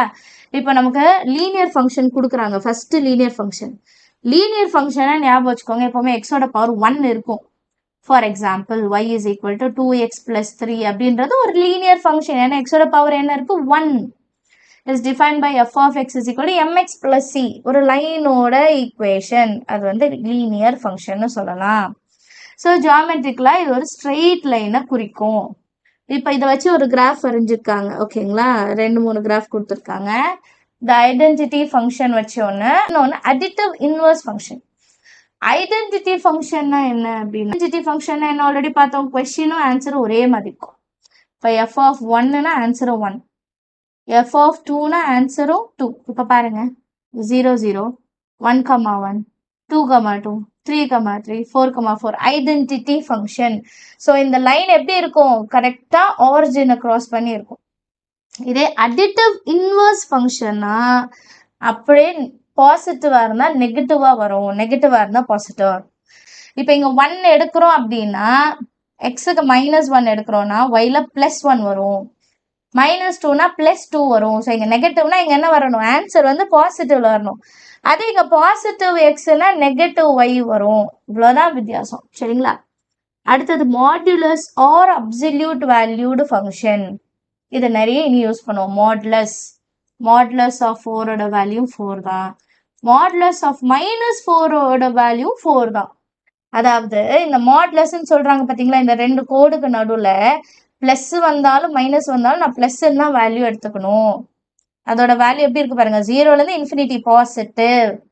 ஸோ எஃப் ஆஃப் எக்ஸ் எப்போவுமே எப்படி இருக்கும், பாசிட்டிவ்ல இருக்கும் மாடுலஸ்குள்ள.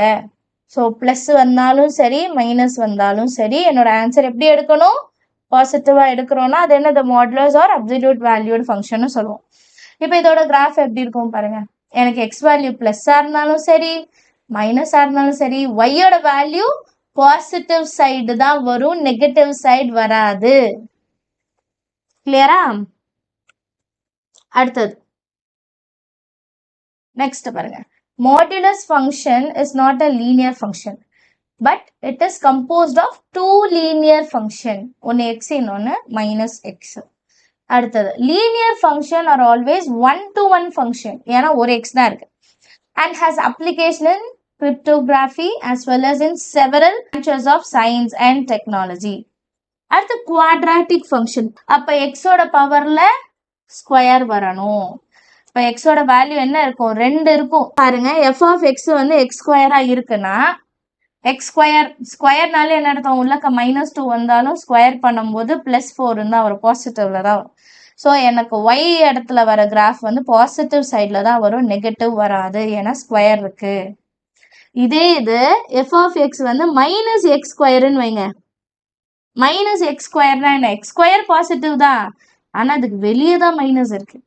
இதே -x² கதையே வேற, பாசிட்டிவ் தான். ஆனால் இங்கே -(x²) எல்லாமே நெகட்டிவ் வேல்யூ தான் வரும், பாசிட்டிவ் வேல்யூ வராது. சரியா? இப்போ அடுத்து லாஸ்ட் கியூபிக் ஃபங்க்ஷன். கியூபிக் ஃபங்க்ஷனா எக்ஸுக்கு மேலே கியூப் இருக்கும், 3 வேல்யூஸ் வரும். சரிங்களா? So ax³ + bx² + c × x + d is called a cubic function. The graph of f of x is equal to x³ is shown as x³. x³ எடுக்கும்போது plus வந்தால் plus, இதே -2 வருதுன்னு வைங்க, -2 × -2 × -2 -8. ஸோ எனக்கு value positive சைட்லேயும் வரும், negative சைட்லேயும் வரும். சரியா? அடுத்து ரெசிப்ரோக்கல் ஃபங்க்ஷனில் 0 மட்டும் வரக்கூடாது, 1/0 மட்டும் வரக்கூடாது. 1/0 வந்தால் அது நாட் டிஃபைன்டாக மாறிடும், அதனால 1/0 மட்டும் வரக்கூடாது. மற்றபடி எல்லாமே வரலாம். 1/x தான் ரெசிப்ரோக்கல் ஃபங்க்ஷன். ரெசிப்ரோக்கல் ஃபங்க்ஷன் எப்படி இருக்கும், நம்ம ஆர்க் இப்படி ஒன்று இருந்ததுன்னா அதுக்கு அப்படியே ஆப்போசிட்ல இன்னொன்று இருக்கும். சரிங்களா? இதுதான் ரெசிப்ரோக்கல் ஃபங்க்ஷனோட கிராஃப். இதை வச்சு நம்ம கொஷின்ஸ் எல்லாம் வராது, பட் நீங்கள் தெரிஞ்சுக்கிறதுக்காக கொடுத்துருக்காங்க. அடுத்தது கான்ஸ்டன்ட் ஃபங்க்ஷன். கான்ஸ்டன்ட் ஃபங்க்ஷனை என்ன ஆல்ரெடி பார்த்துருக்கோம். எஃப் ஆஃப் 1 இருந்தாலும் 2 இருந்தாலும் 3 இருந்தாலும் ஒரே ஒரு வேல்யூ தான் வரும். எஃப் ஆஃப் 2னாலும் 3 தான், எஃப் ஆஃப் 3னாலும் 3 தான்னா கான்ஸ்டன்ட் ஃபங்க்ஷன். ஸோ எக்ஸோட வேல்யூ என்ன எடுத்தாலும் எனக்கு ஒய்ல ஒரே ஒரு கான்ஸ்டன்ட் வேல்யூ தான் வரும், அது வந்து சேஞ்ச் ஆகவே செய்யாது. x4 x5 என்ன எடுத்தாலும் சரி எனக்கு ஒய்ல வந்து ஒரே வேல்யூ தான் வரும், அதுக்கு பேரு கான்ஸ்டன்ட் ஃபங்க்ஷன் அப்படின்னு சொல்லலாம். ஸோ எல்லா கிராஃபும் பார்த்துக்கோங்க. ஸோ இதோட ஃபர்ஸ்ட் சாப்டரோட இன்ட்ரடக்ஷன் அண்ட் இல்லுஸ்ட்ரேஷன் முடிச்சிருக்கேன். சாப்டர் 1 பொறுத்த வரைக்கும் எல்லா எக்ஸசைஸ் அண்ட் எக்ஸாம்பிள் சம்ஸ் எல்லாத்தையுமே பார்த்துடணும். எக்ஸசைஸாக இருக்கட்டும், எக்ஸாம்பிளாக இருக்கட்டும், எதுவுமே மிஸ் பண்ணாதீங்க. சரிங்களா? ஃபர்ஸ்ட் சாப்டரில் மட்டும் இம்பார்ட்டன்ட், இது பின்னாடி போயிடாதீங்க, ரொம்ப முக்கியமான ஒரு சாப்டர். இதில் வரதெல்லாம் ஈஸியாக தான் இருக்கும், ஈஸியாக நீங்கள் அண்டர்ஸ்டாண்ட் பண்ணுற மாதிரி தான் இருக்கும். ஃபஸ்ட்டு இதோட இம்பார்ட்டன்ட் பின்னாடி போயிடாதீங்க. நமக்கு இருக்கிறது 5 எக்ஸசைஸ் தான், 1.1லேருந்து 1.5 வரைக்கும் ரொம்ப ஈஸியான எக்ஸசைஸ். ஃபர்ஸ்ட்லேருந்தே இதை ட்ரை பண்ணுங்கள், ரொம்ப அசால்ட்டாக எடுத்துடாதீங்க. சரிங்களா? இம்பார்ட்டண்ட் எக்ஸசைஸ், இம்பார்ட்டண்ட் எக்ஸாம்பிள்ஸ் எல்லாமே கொஷின் பேப்பரில் ரிப்பீட்டான கொஷின்ஸ். சரிங்களா? ஆல் தி பெஸ்ட், நல்லா படிங்க. அண்ட் எல்லா கொஷினுமே நம்ம சேனலில் இருக்குது, பாருங்கள். வேறு ஏதாவது டவுட் இருந்தால் கமெண்ட் செஷனில் மறக்காமல் எழுதுங்க. அண்ட் இந்த வீடியோஸ் எல்லாம் உங்களுக்கு யூஸ்ஃபுல்லாக இருந்தால் லைக் பண்ணுங்கள், அப்போ தான் நிறைய பேருக்கு ஷேர் ஆகும். சப்ஸ்கிரைப் பண்ணாமல் பார்த்துட்டு இருந்தீங்கன்னா கைண்ட்லி சப்ஸ்கிரைப் பண்ணுங்கள், கூட பெல் ஐகான் செலக்ட் பண்ணிவிடுங்க, உங்கள் ஃப்ரெண்ட்ஸ் சர்க்கிள்லையும் ஷேர் பண்ணுங்கள். தேங்க்யூ ஸோ மச் ஃபார் வாட்சிங்.